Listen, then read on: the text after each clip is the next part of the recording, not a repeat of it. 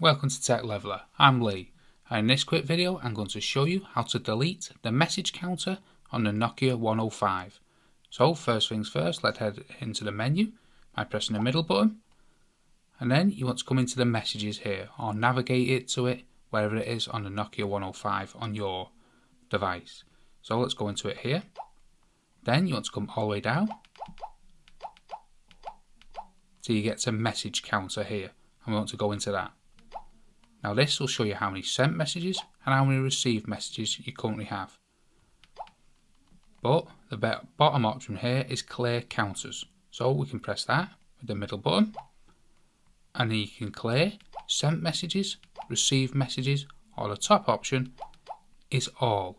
So if you select that, both counters will be deleted. So let's select it. All message counters cleared. As you can see, received 0 now and sent 0.